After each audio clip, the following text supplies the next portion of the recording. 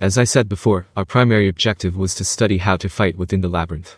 We definitely weren't just messing around for fun. You must not confuse that. We had been working hard every day and diving into our research. Surely, with the hard work that we put in, it would be useful someday.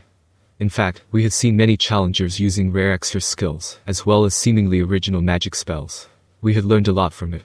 Nowadays, Raphael-san could extract intelligence from the labyrinth directly, using analyze and assess, and so the labyrinth had become a vault of information. In addition, just as our own techniques would be reflected on the avatars, the things we learned via the avatars would also come back to our original bodies. This was an unexpected outcome, but was quickly considered as a new way to train. And so, we performed our research every day. Naturally, we made an ample number of new discoveries. There was one time that we got a bit too arrogant and decided to challenge the entire labyrinth with our team. We quickly met our disastrous defeat. With our abilities alone, we could not even get past the Guardian on the 50th floor Gozer. We couldn't hold a candle to opponents above rank A if we were to fight fairly. And even if we were to sneak attack, it wouldn't have worked on Gozer. He was like a brick wall standing in front of us. On one hand, we wanted to praise him for his competence, but on the other hand, we were thinking, now we will have to defeat him. And based on this thought, we began to train our avatars with great enthusiasm. It was a form of learning one way or another. The process of training in self-improvement. And definitely not messing around for fun. Seriously, please remember this point in particular. And like that, we watched the challengers as they gradually disappeared. That was an easy win. Hearing my comment, the other three nodded in agreement. This was around floor 38. The rank A-Tempest serpent was almost in front of us. Its power wasn't just for show, as its above-average strength was much greater than that of most challengers. And to us and our avatars, if we were careless, we would also fall into a tough fight. Considering our growth rate, this was the perfect hunting ground. It was best to continue at this pace. Upon thinking so, my emergency contact clone in the office suddenly reached out to me. What happened? As the thought crossed my mind, the message delivered by it to me was, "There's a guest that requires urgent attendance. Looks like this is no time for playing." No.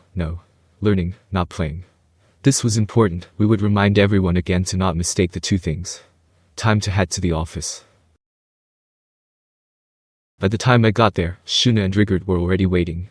There was someone else. A familiar female, ah yes, her. Ex-Demon Lord Frey was sitting in my office. Apparently, the VIP was her. She turned to me first as I entered. Her eyes then momentarily landed on Vildor before stopping on Milim, who entered the room last. She smiled. Why did that smile look so unwholesome? Milim. So this is where you've been. Speaking of which, did you finish the work I assigned to you? The people who were supposedly guarding you were tied up and put down. Could you please explain to me what happened during that time? Frey said, still smiling. This was more like an interrogation. Honestly, super scary. Even though I wasn't the person being questioned, it still felt mighty uncomfortable sitting in the room. Indeed, my friend should have finished all her homework before playing with us. But now she'd been caught, not even having started it yet, by her parent, and was being scolded. That was the scene I saw before me. How very reminiscent. But as for Milim, as her eyes met with Frey's, she began to panic. Frey. No, that's not it at all. There's an important reason for that. I mean, you're done for, Milim. I'm gonna put a disclaimer here. This whole incident had nothing to do with us at all. Right. Ha, Milim, you should have told us that you had work to do. I wouldn't be keeping you waiting. Go back now and finish the work early. That's right. I'm so sorry to have kept you around for our research. You should have told us if you had work to do. It was our mistake to have asked for your cooperation. We have to apologize. Right. I mean, aren't we close and all, Milim? You should have just said it. We wouldn't have kept you around like this. Sensing what was happening, Vildor and Ramers also verbalized their support. How very impressive. This was true teamwork here. Now that we distanced ourselves from Milim, we were safe. Milim looked at us with tears in her eyes. But all we could say was, sorry, the chances of you being saved seem slim. Or rather, please don't drag us down with you. No, it's not what it sounds like. Hear me out, Frey. She insisted, emphasizing her innocence to the very end. However, her defenses were futile in front of Frey's fixed smile. And so, Milim was captured by Frey. With Frey's claws at her neck, Milim couldn't fight back. In the end, Milim was dragged back to her kingdom. Phew, that was horrifying.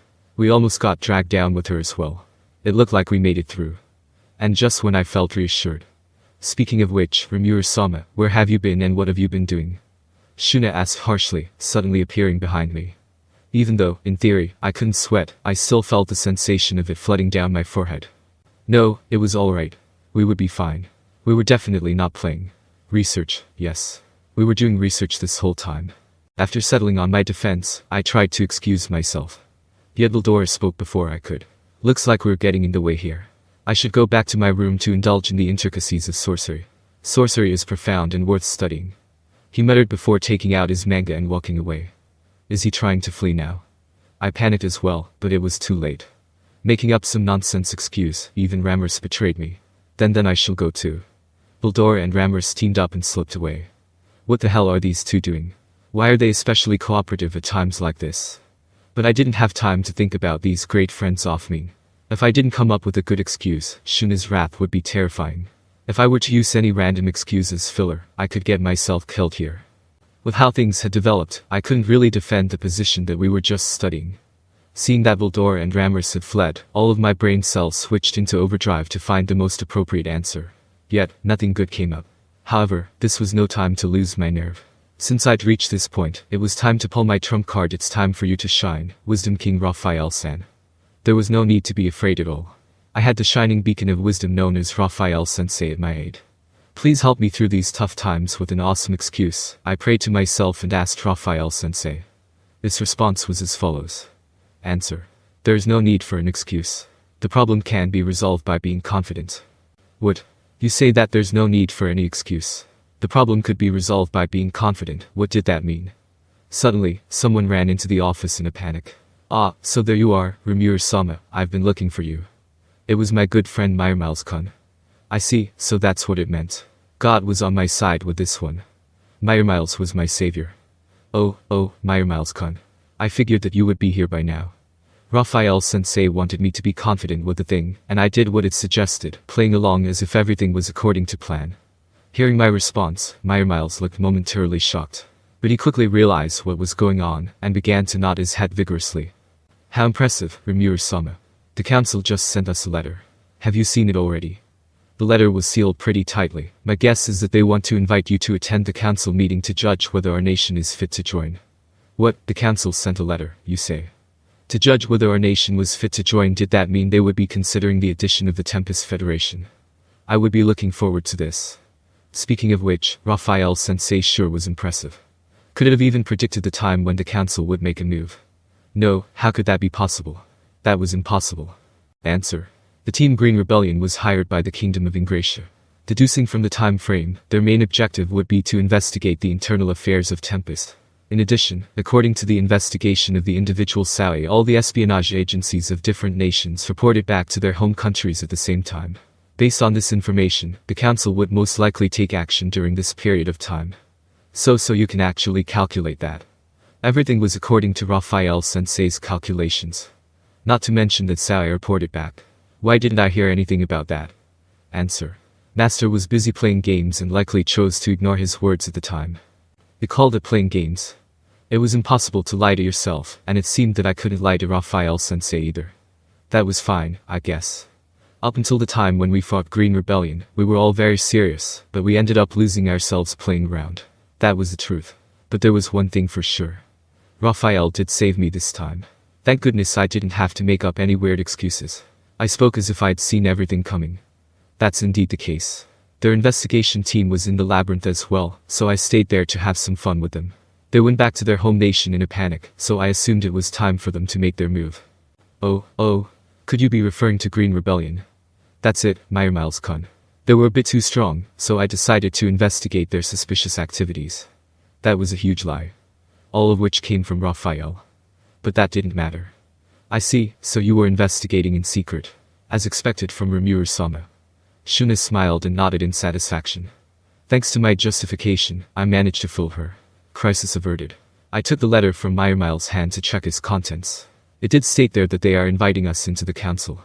This proved Raphael right and saved my face as well. However, this was a close one. Addictively playing games would lead to failure. I needed to remember this lesson well, and swear to moderate my playtime in the future. Everything should be in moderation. I needed to be more careful in the future.